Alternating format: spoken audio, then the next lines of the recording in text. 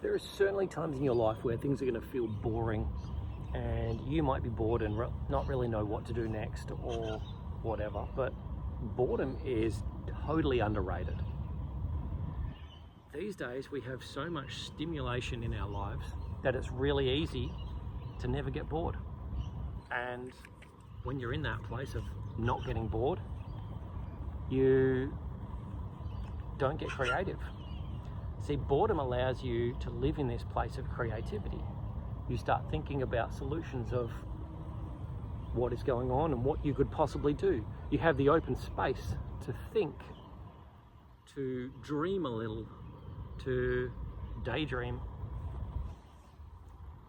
Now, I've always been a bit of a dreamer, and I've even got Dream It on my number plate on my car. I like the boredom thing, the quiet thing. In fact, there's a lot of times when I will go out for a walk or go for a drive, no music on, just cruising around, thinking. Sometimes even not thinking. Sometimes just being engaged in the music and cruising around. Sometimes there's no music on at all. Sometimes it's just absolute silence. Sometimes it's like walking around in nature by myself.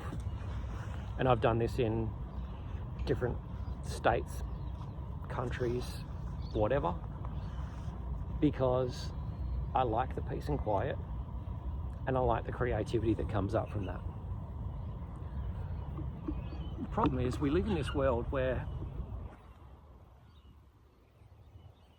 boredom is looked at as a bad thing. Boredom is looked at as being a problem.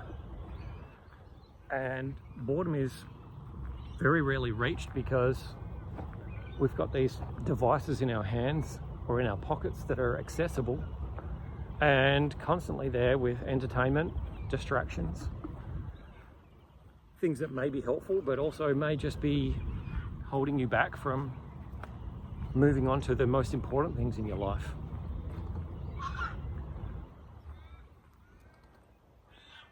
A lot of the time, if you've got an addiction, it's just because you're bored. If you're bored, you're probably not living your life on purpose, doing the things that you want to do, being with the people that you want to be with. And if that's the case, you distract yourself with anything to try and take away from that feeling of boredom. Because boredom can be uncomfortable. Until you learn to embrace the boredom and you realize that it's a place of quiet and a place of creativity where you can come up with brilliant ideas,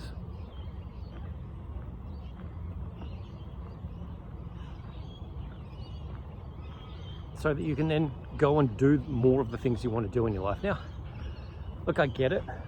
There's a lot of people that have these limitations in their life, and the limitations may just be self-imposed limitations, or it might be from your family or your friends telling you that you can't do that thing. Well, that's just bullshit. If you want to do something, you can go for it. There are countless stories of people doing things that are seemingly impossible. Things that everyone told them that there's no way that they could do, and yet they find a way to do them because they get creative. So what are you going to choose in your daily life? Do you want to choose to distract yourself with your addictions? Your addictions of using your phone, of gaming, porn, sex, alcohol, food, binge watching, binge eating, whatever it is, it's your escape. Now, these things are not a problem done sporadically. They're a problem when they are done constantly. That's when it becomes an addiction, when it becomes a real problem. So what are you really doing with your life? What do you want to do with your life? Have you actually thought about what you'd really like to do? Have you gone and tried a whole bunch of different things to figure out what you like and you don't like? My friends all joke around with me because I worked 30 odd different jobs before I was 30. I didn't know exactly what I wanted to do, and I was curious, so I just went and tried things. I do not complain about any of that at all, because it led me to where I am now.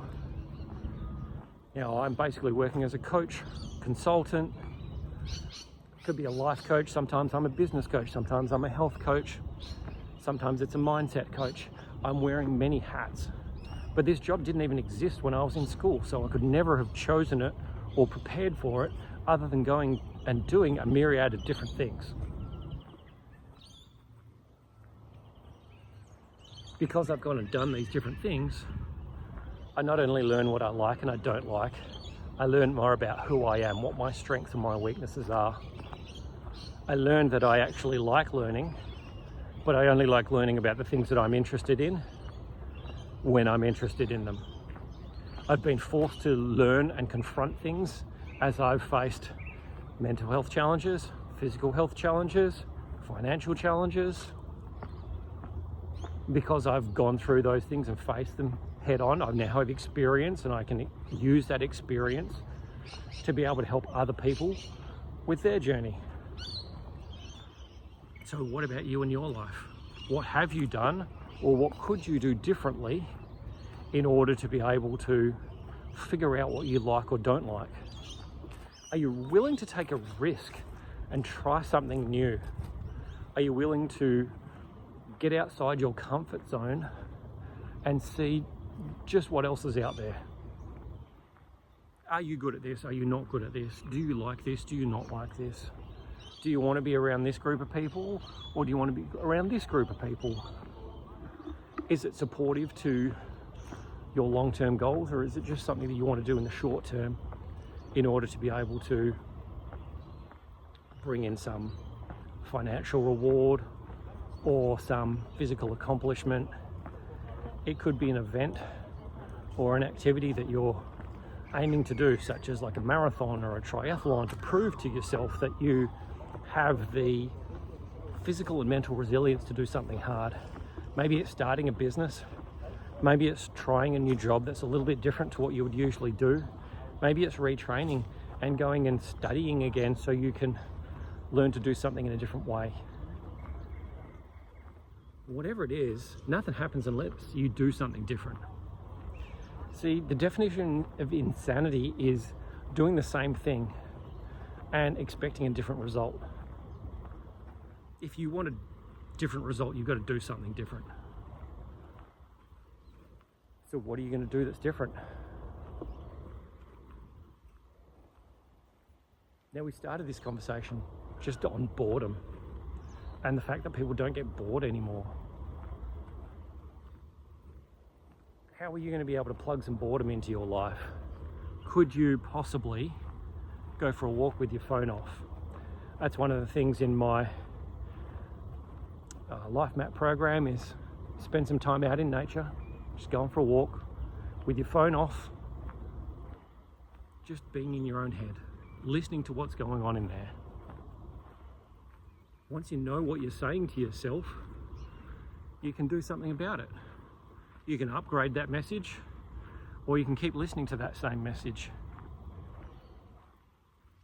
Because a lot of the time these stories that we tell ourselves are not true,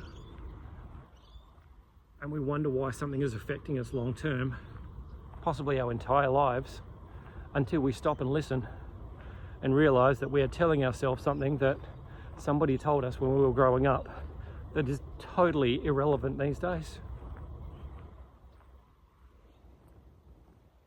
And you can change the story in your head very easily, but until you actually take some time to work on it yourself, nothing changes. You still live in this place. So I invite you to try and spend a bit more time in boredom, to try and spend a bit more time in quiet curiosity. Rather than going after that dopamine rush, just give yourself a short break, 10 minutes, go for a walk, go and listen to what's going on inside your head. Even better if you can write it down.